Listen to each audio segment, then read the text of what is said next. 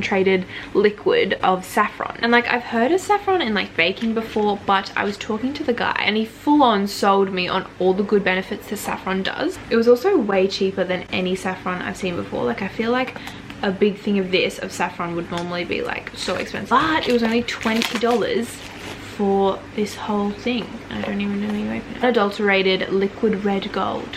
So that's what it looks like, and I thought I would just take it. Apparently you take like 15 to 20 drops a day. I took a photo of like the stand that he had, like of all the benefits, so I'll put that here. The thing that sold me the most was that he said it really can help with skin and like clearing your skin and making your skin really glowy. And having clear skin is like my biggest goal in the world, and I just want clear glowing skin so badly. The amount of money I've spent on naturopaths and like all of these herbal stuff and not really seeing much results, I was like, I'm just gonna give this $20 little liquid red gold bottle a go and just kind of like see if it works. So basically, like, some of the benefits here: regular use of saffron promotes clear, healthy, radiant skin. Wow. It's a mood enhancer as well, and recent research backs this up. Saffron has been proven effective in the treatment of depression and anxiety. Saffron is nature's PMS cure.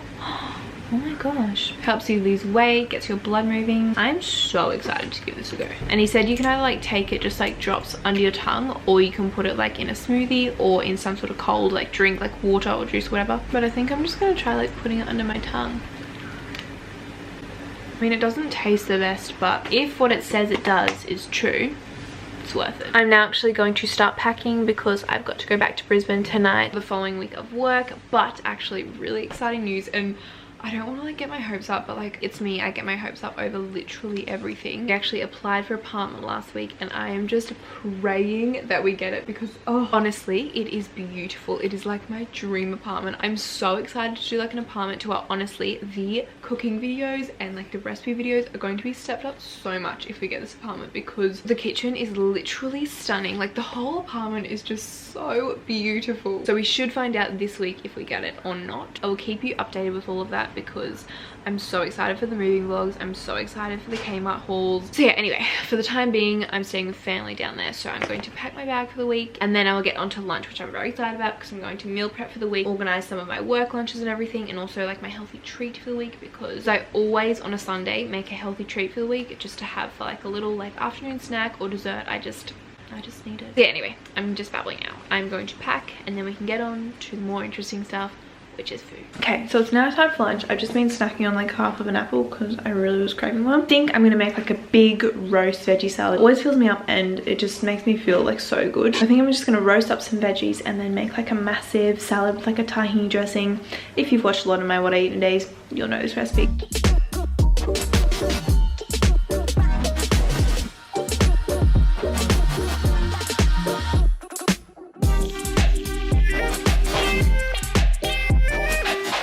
Veggies are all in the oven cooking, and now while I wait on them, I'm going to start my healthy brownies. Literally making up this recipe 100% from scratch, so I will write down what I use, so if it does work out I can like put it in the description and up on the screen and stuff. But yeah, I'm not sure if it's gonna work, but we're gonna try. Got this from the farmers markets this morning, so I think I'm gonna use this. I'm not sure how much to do though. I'm just going to chop it up into little cubes so it's easy to steam. Okay, so that is the pumpkin all cut up. So now I'm just going to transfer it over to the stove, steam it until all of the pumpkin is soft and can blend easily.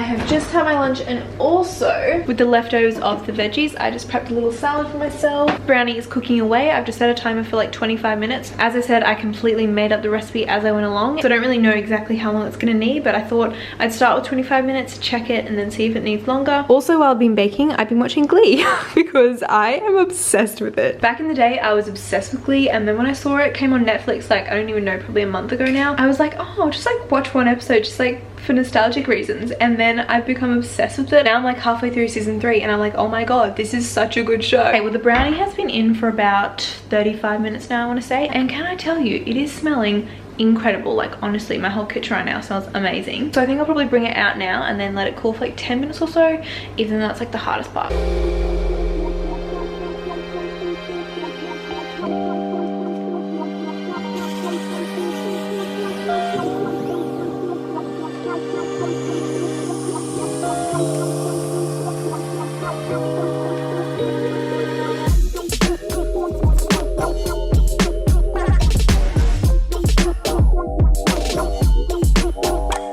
Well, for a little afternoon snack, I had 2.5 pizzas of that brownie. Honestly, surprised it worked out so well. Like I think I would probably alter the recipe a little bit, but overall I'm pretty impressed, and I think it's pretty good that it's like literally made from mostly pumpkin. Also just finished off the apple I was eating earlier because I was just really craving an apple.